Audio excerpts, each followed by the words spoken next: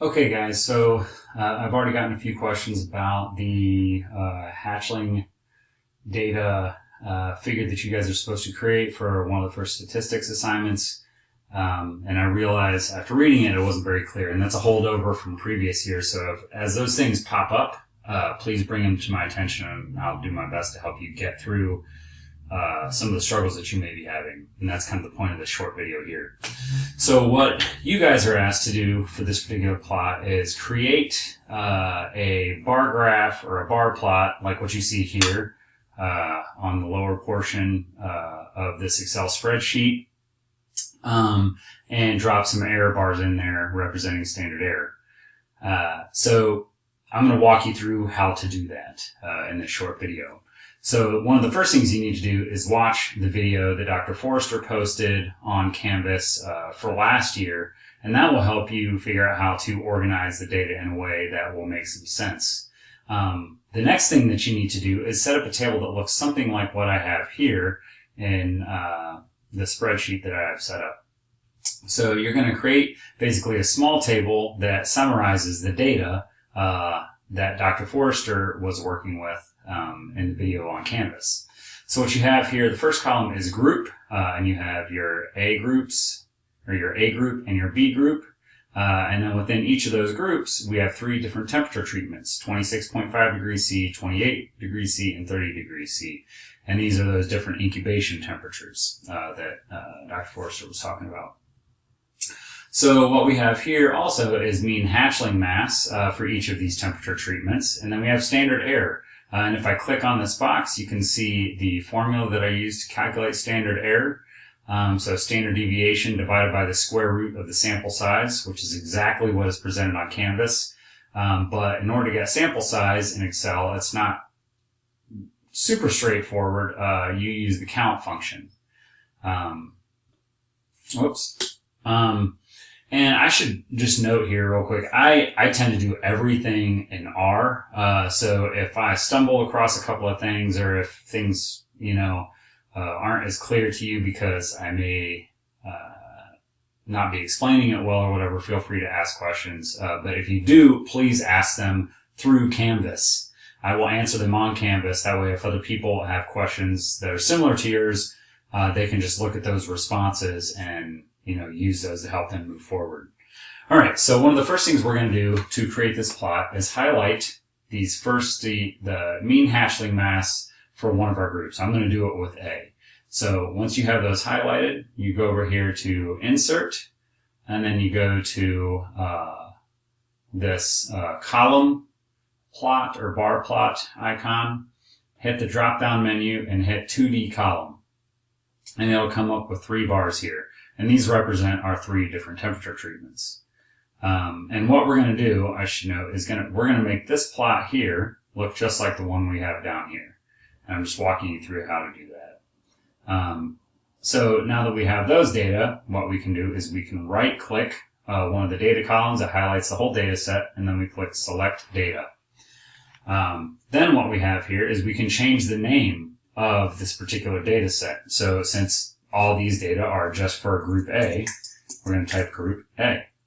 And then we want to change our horizontal axis labels so that they represent our different temperature treatments rather than just being 1, 2, and 3, as you see down here. So once we have 1, 2, and 3, those are selected. And then we're just going to add our group B data. So for name, we're going to say group B. And then for our Y values, we're just going to select our mean hatchling mass data for our group B eggs. And then again, for our horizontal axis labels, we don't really need to do this, but just for the sake of consistency, here we go, click OK. And now what you see here is something that's starting to look like what we have down here in the lower portion of this spreadsheet. But one of the things you'll notice is there's a lot of important information missing. We don't have an X-axis label or a Y-axis label. We also don't have our error bars. So I'm going to show you guys how to do that now. So to add kind of some of this important information like the axis labels, and also to identify what our different colors, our different color bars are, we click the plot and we go up to quick layout, and then we look for one that has all the information that we want on it, and that just happens to be this one, layout 9. So you click that and you see that it kind of tightly formats everything pretty quickly. And then what we can do to change these values is we can just double click it so that everything's highlighted, and then we can just type whatever it is we want to type. So I'm going to type incubation temperature, and then we need to add the temperature symbol. So to do that, we go over here to insert, symbol, and then you find the temperature symbol, and once that's added, you're good to go. Then we're going to click the y-axis title, mean hatchling mass in grams. Whoops. And then for chart title, we're going to put exactly what we have down here on the lower plot. Hatchling mass versus incubation temperature per group.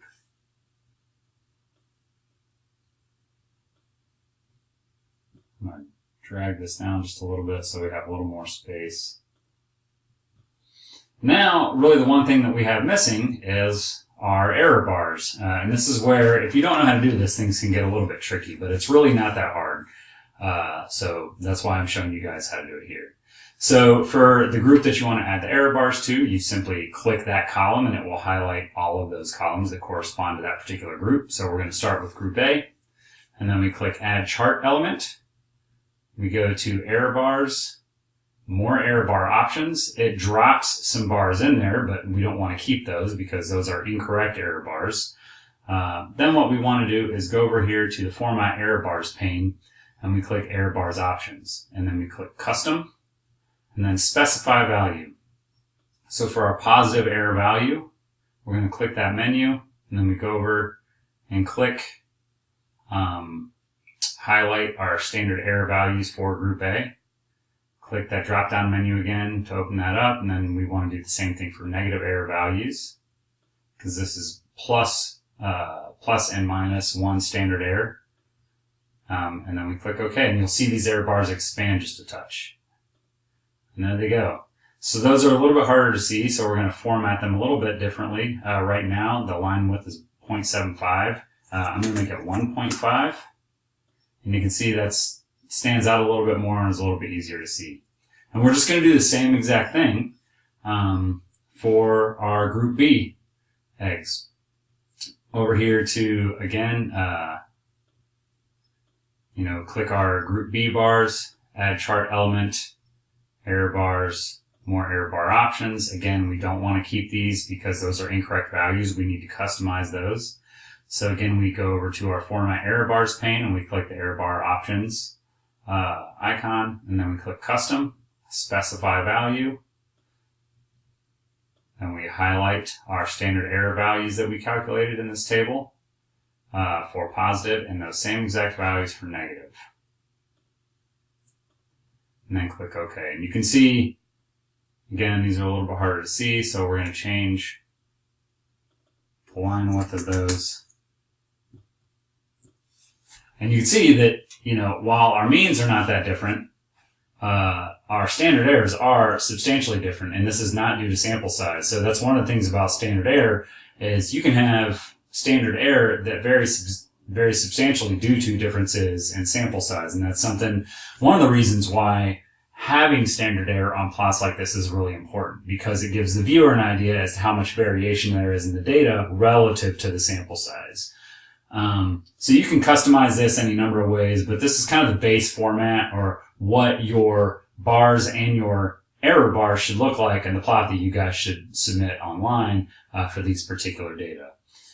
Again, if you guys have any questions about this plot, how to make it, or any of the intricacies of kind of putting this kind of stuff together in Excel or in R, feel free to put a message up on Canvas asking that question, and I'll be happy to answer it. So good luck, and let me know if you have any questions. Thanks, guys.